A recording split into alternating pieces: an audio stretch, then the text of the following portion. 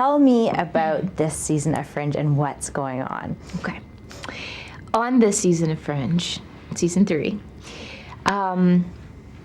we are dealing a lot with the love triangle that has been established between Olivia and Peter, and Olivia and Peter. And we started the season going between universes to the alternate and back to this one. And then once both of the Olivias were taken back to their respective universes, we kind of stayed with this universe a little bit. But that's not the last of the alternate universe, because obviously things haven't been resolved there. So season 3 was really big just because that was the first time for audiences to have a real glimpse into the alternate universe and get to know the people that were there and see how different they were than these people. And alternate Broyles was introduced, and he was so cool, and he had a family, and it was great to see him, and then he was killed, and that was really heartbreaking. And there's been so much stuff has been going on in this season, and we're filming episode number 17 right now, and it just doesn't stop. Every episode I get, I think, what are their final plans for this show? Because so much big stuff is happening, you feel like, they would need to be saving it up or something. But I feel like their ideas for, the whole trajectory of the show are really, really grand, and that this is kind of just the tip of the iceberg. What's at stake right now for your guys' world and for what's happening with you, with Walter, with Peter and Olivia? So at this point in season 3, in terms of Olivia and Peter's relationship, what is at stake there is that there are 2 Olivias, and they are in love with one Peter. And there's this whole storyline with this giant machine that it looks like has the capabilities to destroy a universe, and whoever's able to put together the machine fast enough, it seems like they're going to be the winner. And so that is tied in directly to the relationship that Peter and Olivia have. And you'll get more information about this in the coming episodes, but obviously, the fate of each universe lies in finding out what this machine is about. And we're starting to notice our universe breaking down in ways that it hasn't happened before, which, you've seen in the other universe because they use the amber everywhere, and it's kind of a mess over there. And we're starting to notice that our universe is coming apart in tiny little ways everywhere. And that's really, really frightening for Walter.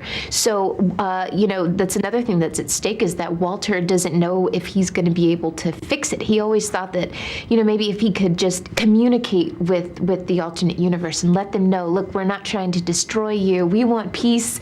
Can we just live in harmony? That would be okay. But it doesn't really matter when the universe is starting to fall apart at the seams too. So there's a lot that's happening. And, like I said, that's on top of the fact that this woman is in love with this man, and she thinks that he might be in love with her alternate self. It's a lot happening in season 3. There's a lot going on. And tell me how your character comes into play and what's happening from your perspective.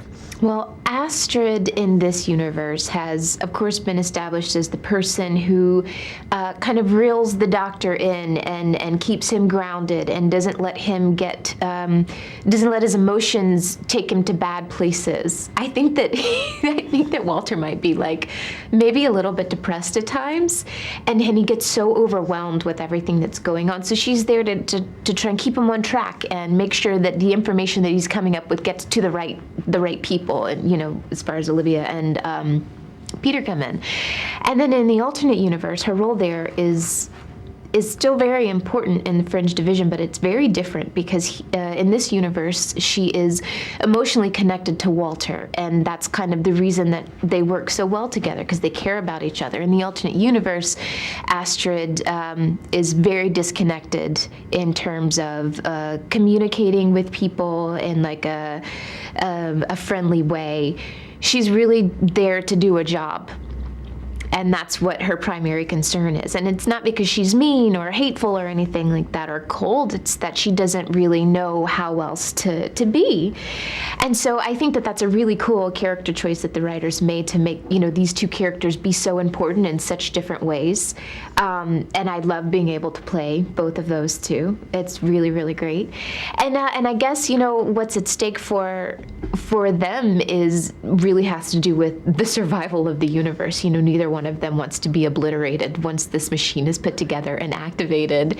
And neither one of them knows, the full details of what's going on. Although alternate Astrid, you'll see in a future episode, is starting to be a little bit more knowledgeable about the different universes. That's going to kind of come to light, because before, the only people that knew about that were alternate Broyles and Walternate and Olivia. So that's going to change very soon. Wow. Yeah. And so as an actor, is it sort of a treat to play two different roles in one series? Like, you really sort of get to expand your chops a little bit. You get to play one character in one world and another in another. How's that been for you? It's been really exciting to be able to play two different roles on one television show, even though, as everyone asks me, I don't get two paychecks. But, it's very much like a stage show in some ways. It's only theater that you get a chance to be lots of different people in one play. And that doesn't happen very often in TV land, unless you're in Quantum Leap, which is one of my favorite shows. Do you remember that show? I do. So we're not Quantum Leap, but we're as close to that as we're going to get, where we get, the opportunity to be these different people. And of course, I have no idea if this is really what's going to happen with the show, but, I've discussed with so many people that if there are two universes, there has to be an infinite number of universes. And I don't know if we'll ever be able to see any of those other places, but, realistically, there are an infinity number of Astrids and of Walters, and they're all doing different things. And who knows, there might be other universes that are at war with each other too. And so even if we don't ever play with that in this show, I just think that's a really, really cool idea. It kind of like boggles your mind a little bit, like when you look up at the sky and see the stars and you can't quite grasp everything that's out there in the world. Which universe, if either, is, we've always thought of the alternate universe at first as being bad and this universe as being good. Is that true? Is there a good universe and a bad universe? We don't know what the end, what's going to happen in the end, but how do we distinguish which universe is good or bad? It seems, they both have their good intentions, but... Well, it's very easy to pick a side, when there are two opposing sides, and you say, well, I believe in what this one believes. And that's how I think that the writers intended for the show to start out. You've gotten to know all these characters and know how they work with each other and fall in love with them, and their world, because this is our world. And then when they introduce the alternate universe, it's, in bits and pieces. And so all you're getting are glimpses, all the bad parts of it. And then slowly they started to integrate the alternate universe a little bit more, where you get to see that the people that live there are just like the people that live here. They certainly have different personalities, but they're just people that are trying to be happy and to survive. And I think that of course speaks volumes about war in the world, and how it is to think that you're right and just take all the bad parts of the other side, because it's easier to just assume that everything you want is good for everybody, and that's not always the case. And so at this point in season 3, we've gotten to meet the alternate universe and love them at this point. So now the audience's hearts, I can't imagine anybody saying, oh, this universe doesn't need to survive. Really, you want both of them to survive. And I don't know if that's going to happen. I don't know how we're going to be able to reach a happy medium. It's not like you call on the phone to the alternate universe. They're really far away. So what is it about this show that has such an international appeal to it, that it seems like a very worldly show, and it is airing internationally? So what is it that makes this show so flavorful for the world, really? Oh, that is a great question, to wonder why the show is doing so well all over the world. And I wonder if it's a sci-fi thing. If like this is a genre that kind of stretches beyond, I don't know, class, race, nation, or whatever, because it's so beyond belief that it's kind of a place where everybody can come together and really appreciate it. So I wonder if it has roots in the fact that it's a sci-fi show, or if it's just because the writing is really exceptional. I I don't know of a whole lot of shows that have started out great and gotten better as each season has progressed, and I think that that is very true of our show. Our first season was awesome, and we had a great time doing it, but when we started getting the second season episodes, we were like, wow, this show it's different than it was before, and it's moving in the right direction, and it's just kept doing that. So maybe it's just a really good show, and people, no matter where you live or where you are, people appreciate that. Right. And so now I only have time for one more question for you, but what can audiences and viewers expect to see towards the end of this season? I mean, there seems like there's infinite possibilities, and there's all kinds of surprises happening. Is there anything that you can tease or set up or stay tuned for? Check out this episode. Yeah. Well, I don't even know where season 3 is building up to, and I'll tell you why, because every episode that we have gotten for the past 5 episodes has had some huge explosive dynamic plot device in it. And so I'm not sure what that's gearing us toward, but I can tell you that there's something very dramatic that's going to happen in terms of the relationship, the love relationship between Olivia and Peter and it's pretty scary, and it's pretty exciting, and it's probably the first time that this has happened in any universe before, if that's a big enough tease, something so dramatic that no one has had any experience with before is going to happen. And also, Belle is not gone.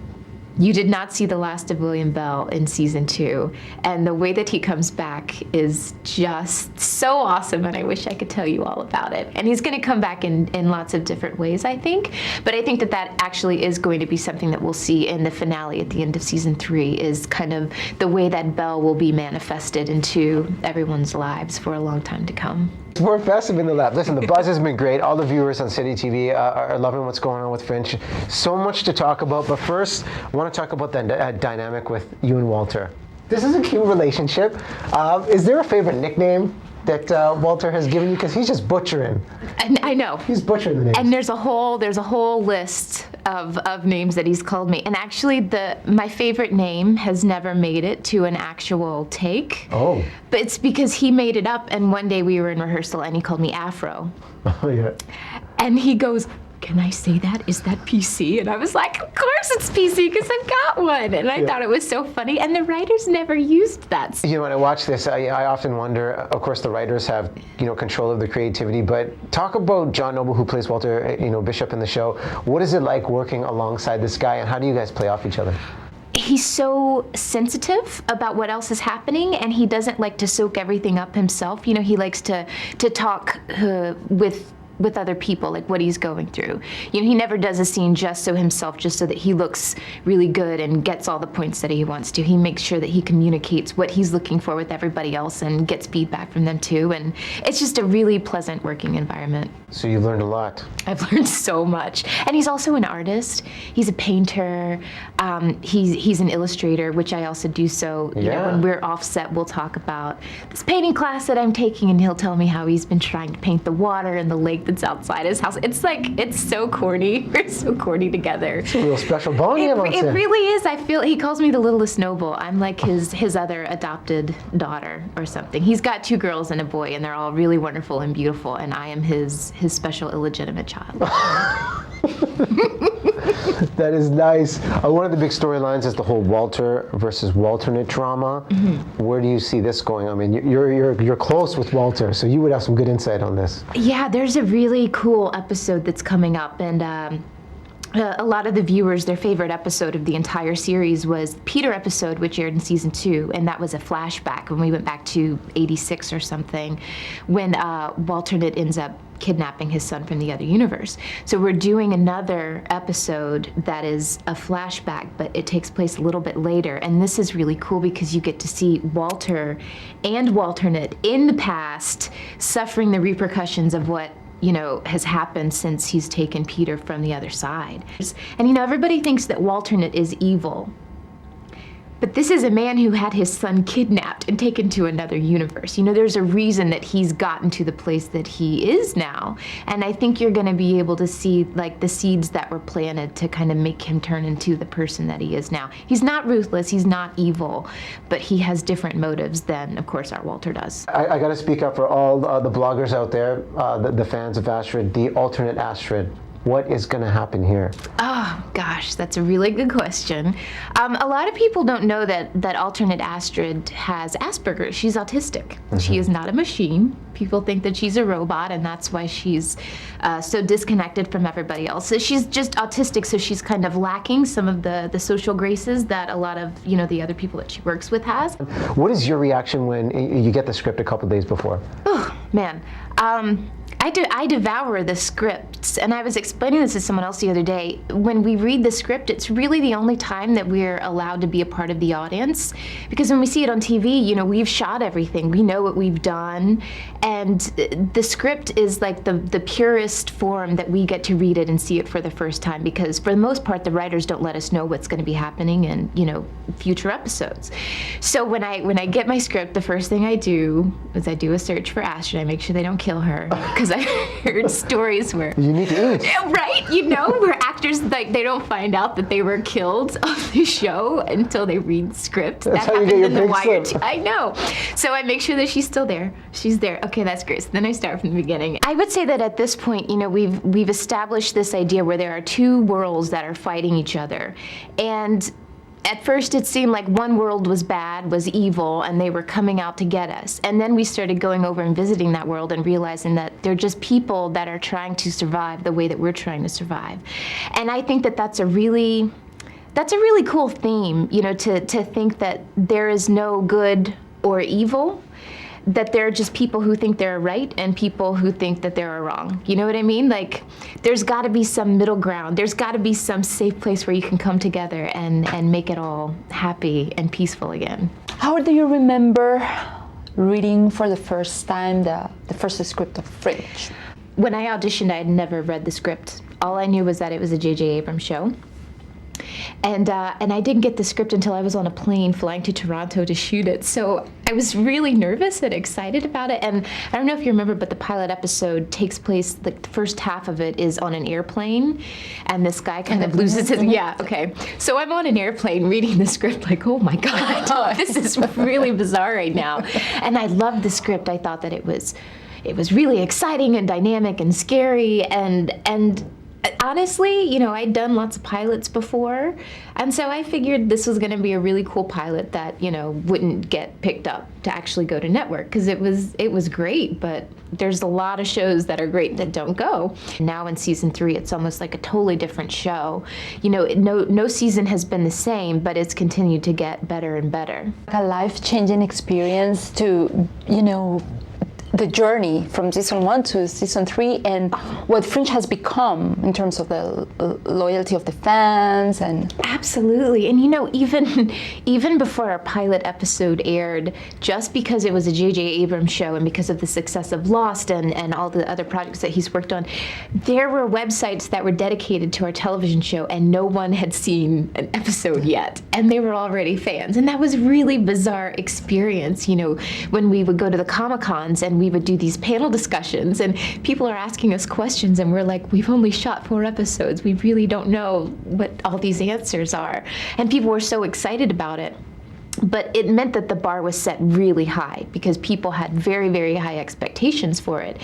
And I think we've totally lived up to that. You know, in the first season, everybody compared it to the X-Files, and they said, oh, this is a, you know, sci-fi show about, you know, 2 detectives who are out there investigating these really bizarre experiences that are happening in the world. And it has totally, as you say, evolved from that into, it's become a love story. It's become a story about a father and a son trying to rework their relationship. It's about 2 worlds that, it's basically about 2 places that are at war with each other.